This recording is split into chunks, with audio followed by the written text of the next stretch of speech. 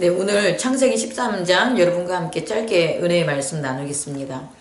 여러분, 내 안에 있어서 내 안에 있는 것, 우리가 지난번에 설교 시간에 소망, 또 실망, 원망, 절망, 사망 이런 거에 대해서 우리가 지난 주일날 제가 말씀을 전했잖아요. 근데 그것은 내 안에서 발생되는 거고요. 우리가 살아가면서 내 안에서 발생되는 것이 아니라 바깥 일 때문에, 그러니까 외연의 세계에서 발생하는 갈등들이 있어요. 그 외연의 세계에서 발생하는 갈등들은 반드시 물질 때문에 벌어져요. 물질. 그러니까 우리 내면에서 발생하는 다툼이나 그런 갈등은 물질로 비롯되지 않아요. 그런데 외연의 세상에서 이루어지는 갈등들은 백이면 백, 물질로서 비롯된다라는 것들을 우리가 알아보고요. 그리고 이 물질로서의 갈등은 두 가지 양상을 띠는데, 하나는 친족, 다시 말해서 오늘 말씀에서 아브라함과 롯은 친족이었잖아요. 또 가족, 이렇게 하나의 태어나면서부터 운명 공동체 내에서 발생하는 거와 그 운명 공동체가 아닌 전혀 피가 섞이지 않고 친족이 아닌 사람들끼리 발생하는 그 갈등으로 구분될 수가 있어요. 근데 친족끼리 일어나는 일, 가족끼리 일어나는 갈등은 물질에 있어서 반드시 그 물질이 넘칠 때 일어나요. 가족에게서 싸움이 일어날 때는 없어서 일어나는 경우는 전 잘 모르겠어요. 없을 때는 가족이라 친족은 어떻게든지 노력하고 희생하고 벌어와서 갈등이 일어나기보다는 그 콩 한 쪽도 이렇게 나눠 먹는 게 가족들이에요. 그래서 그런데 이 가족이나 친족에게서 나타나는 물질적인 분쟁을 보면 예전에 못 살거나 어려웠을 때는 오히려 더 훈훈하다가 결국에 좀 여유가 있어지고 넉넉해지면 반드시 싸움이 일어나요. 뭐 유산이라든지 기타 등등. 그래서 친족이나 가족 안에서 일어나는 물질에 대한 다툼은 대부분 어디서 발생하냐 봤더니 넉넉함에서 발생한다. 근데 이와는 다르게요. 친족이 아닌, 가족이 아닌 외부 사람들과 일어나는 갈등은 분명히 재화, 물질이 부족했을 때 발생해요. 그러니까 하나의 그 파이를 나눠 먹어야 되는데 어느 누구도 나누는 걸 좋아하지 않는 거죠. 또 빼앗기는 것도 좋아하지 않아요. 그래서 이 사회적으로 서로 친족이나 가족이 아닌 사람들의 일어나는 물질의 문제를 보면 적은 양의 어떤 재화, 적은 양이나 부족한 것들이 있었을 때 싸움이 벌어진다. 그렇다면 우리가 이제 가족들 안에 있어서의 다툼은 그럼 원인이 뭐냐라고 보면 누구는 잘 살아. 근데 누구는 못 살아. 이런 가정이 있을 때 서로 돕고 살아야 되는데 그게 아니라 그 형제지간의 갈등을 우리는 확인할 수가 있고요. 또 어떤 측면에선 공동체나 이런 것 외적인 면에서의 다툼을 보냐면 누가 더 많이 가지려고 하나. 그럼 결국은 없는 거죠. 없으니까 그 부족한 것들이 있었을 때 이제 서로 싸우게 되는 거죠. 그래서 마을 사람들이 내내건 잘 있다가 이제 흉년이 들면 그때 이제 마을 사람들끼리 이제 싸우게 되는 거예요. 부족하니까. 이런 것들을 우리가 살펴보자 여담으로. 저는 이제 여러분에게 권해드리고 싶은 것은 이 세상 살아가는 그 어떤 사건과 그런 상황들이 그렇게 특별하지 않아요. 그 몇 가지 악과 죄의 그 어둠이라는 거의 특성이 그렇게 막 여러 가지가 있지는 않아요. 그래서 그런 것에 대한 근원적인 것들, 원천을 우리가 좀 이렇게 깨닫고 알고 그러면 그 문제, 그런 것들이 발생하는 문제들을 쉽게 다스릴 수가 있겠죠.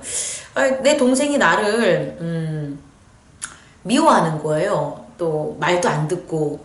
그럼 왜 그럴까 우린 생각을 하면 그 사람을 탓하기보다는 형이 동생보다 나을 때, 그리고 가족들이 뭐 부모가 동생보다 형을 갖다 더 이렇게 위할 때 동생은 이제 화가 나고 또 시기하고 질투하게 되는 거죠. 그 이유는 서로 부족해서가 아니라 넉넉한 것들에 대한 올바른 배분의 문제 때문에 이제 발생하지 않나라는 것들을 제가 여러분에게 우선 가볍게 전하겠습니다. 오늘 창세기 13장에도 마찬가지로 이제 아브라함과 롯의 갈등이 벌어지는데, 이 갈등은 어려움 때문에 있는 것이 아니라 사실은 소유가 늘어남에 따라 우리 6절에 보면 동거하기에 넉넉하지 못할, 땅이 동거하기에 넉넉하지 못하다는 건 그만큼 소유가 많아졌기 때문에 이 아브라함의 가축의 목자나 롯의 가축의 목자가 이제 다투게 됐다는 거예요. 그렇게 됐을 때 아브라함이 롯에게 너가 원하는 대로 너가 가라. 나는 너가 가는 곳을 내가 가지 않겠다. 이렇게 얘기를 하죠. 저는 롯 하면 대표적으로 이제 소돔과 고모라성에서 우리가 볼 텐데, 이 롯도 의인이라 사실은 건짐을 받아요. 아브라함과 함께 이제 갈대아 우르에서 하란으로 와서 가나안 땅을 거쳐서 이렇게 왔기 때문에 롯도 하나님을 알죠. 하나님이 어떻게 아브라함이 섬기고 아브라함을 하나님이 어떻게 인도해 주는지 롯도 알아요. 근데 롯의 가장 큰 문제, 다시 말해 롯은 그의 자녀들과 또 그의 아내를 잃게 되거든요. 이제 뒤 후반부에 나오면, 그럼 자녀들과 아내만 잃은 게 아니라 결국은 그의 모든 소유를 잃게 되는데, 그 소유를 잃게 되는 원인이 뭔가 우리는 좀 주목해 봐야 돼요. 오늘 이 말씀에서 주목해 보면 롯이 판단을 할 때 그가 가진 그 넉넉한 소유가 이게 하나님의 은혜로부터 비롯됐다라는 것을 그가 간과하게 된 것 같아요.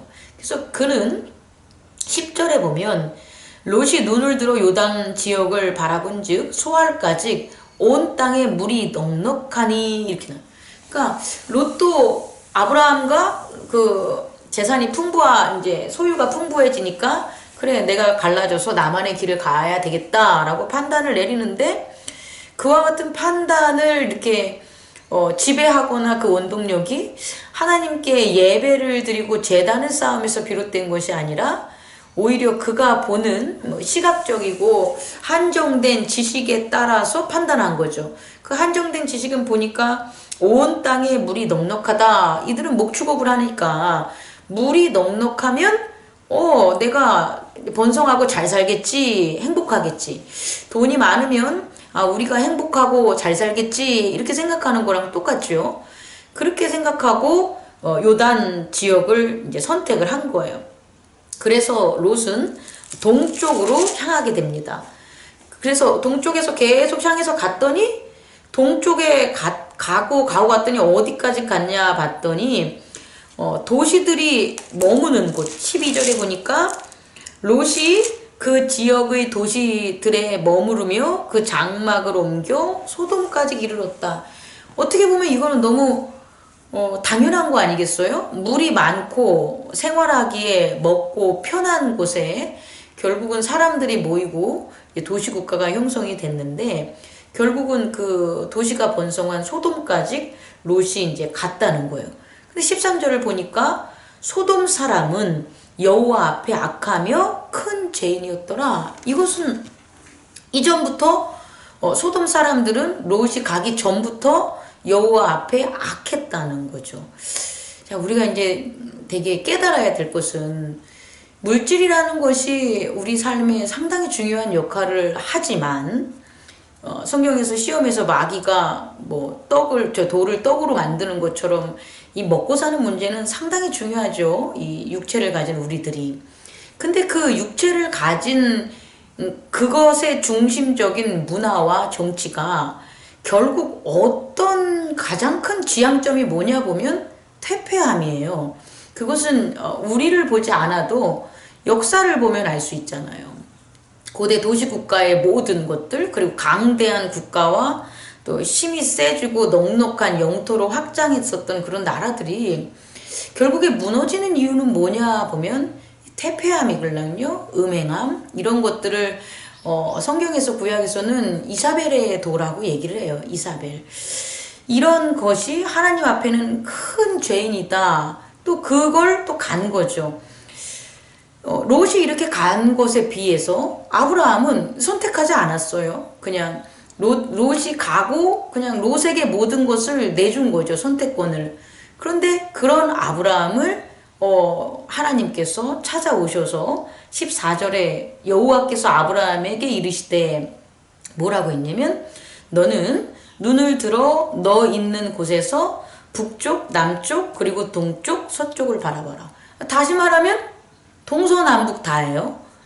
롯은 동쪽을 선택해서 동쪽으로 간 거예요. 물이 많아서. 그래서 이제 소돔의 도시까지 이르게 된 거고, 아브라함은 동쪽을 제외한 게 아니에요. 동서남북 모든 것을 이제 아브라함에게 허락한다고 한 거예요. 저는 여기에 큰 의미가 있다고 봐요. 우리가 예를 들어서 아브라함에게 동쪽은 롯이 갔으니까 너는 가지 말고 동쪽을 제외한 북쪽, 남쪽, 서쪽만 가라 라고 한다면 그게 우리들이 일반적으로 생각할 수 있는 건데, 그게 아니라 하나님은 동서남북 모두를 아브라함에게 준 거예요. 이것은 이 동서남북 모두가 하나님이 역사하시는 그의 지경인 거라고 우리는 확인할 수가 있고요. 그랬을 때 이제 앞으로 일어나는 우리가 예상할 수 있는 게 뭐냐면, 이 동쪽 땅에 대한 것에 하나님의 심판이 이루어진다는 걸 추측할 수 있는 거예요. 왜냐하면 아브라함에게 동서남북을 안 줬다면 아마 저는 소돔이라는 고모라나 소돔이라는 그 도시가 태폐한들 하나님의 진노가 거기에 있을 이유가 없어요. 워낙 태폐하고 악한데 하나님의 진노가 뭐가 있겠어요? 그런데 하나님께서 쓰시고자 하는 땅, 다시 말해 하나님을 잘 섬기는 제사장인 아브라함이 동서남북 모두를 쓰기를 원한다면 하나님께서는 동쪽에 있는 소돔의 땅을 반드시 심판하실 이유가 충분하시다는 거예요. 그리고 그와 같은 역량 때문에 저는 소돔의 동쪽 그 땅의 진노가 하나님이 미치셨구나, 그렇게 발음 잘할게요. 하나님께서 그렇게 심판을 하셨구나 라는 것을 우리는 확인할 수 있다라는 거죠. 말씀을 마치겠습니다. 심판이란 게 왜 있을까? 우리 좀 고민해 봐야 돼요. 진노라는 게 왜 있을까? 고민해 봐야 돼요. 이유는 하나예요. 구원받을 백성이 있기 때문에 진노와 심판이 있는 거예요. 하나님께서 사랑하시고 구원받을 백성이 그 땅에 없다면 거기에 뭐하러 심판하고 진노가 있겠냐는 거예요. 근데 그게 아니라 그렇게 하나님의 선택받은 백성들이 살아가야 되는데, 그리고 그들에게 준 땅에 그런 하나님의 백성의 의로운 자들이 아닌 죄 있는 그런 사람들이 있다면, 그런 문명들이 있다면 하나님께서는 그곳에 대한 심판을 하시는 분이다 라는 것을 우리가 생각했으면 좋겠습니다. 따라서 저는 그래요. 우리가 하나님의 말씀을 따르는 사람으로 정말 말씀 안에서 아브라함처럼 하나님 안에서 제단을 쌓는 그와 같은 사람으로 우리가 살아간다면, 우리가 있는 지경이 비록 소돔과 같은 땅이라 할지라도 하나님께서는 이 땅을 우리에게, 의인들에게 하나님이 그 영광으로 나타나기 위하여 결국은 깨끗이 진노하고 심판함으로 다시금 새로운 그런 땅으로 변화시키는 그분이 바로 하나님이시다. 그렇다면 결국 우리는 이것을 이제 신약 성경에서 예수님이 말씀으로 한다면 결국 우리는 구원을 받는 건데, 또 하나님의 복을 받는 건데, 이 복이라는 것을 유지하고 이 복에서 벗어나지 않기 위해서 우리는 어떻게 해야 되냐면, 하나님의 복이라는 그 새 수를, 날마다 주시는 그 은혜의 새 수를 헌 부대가 아니라 새 부대에 담아야 되는 우리는 믿음의 노력이 필요하다.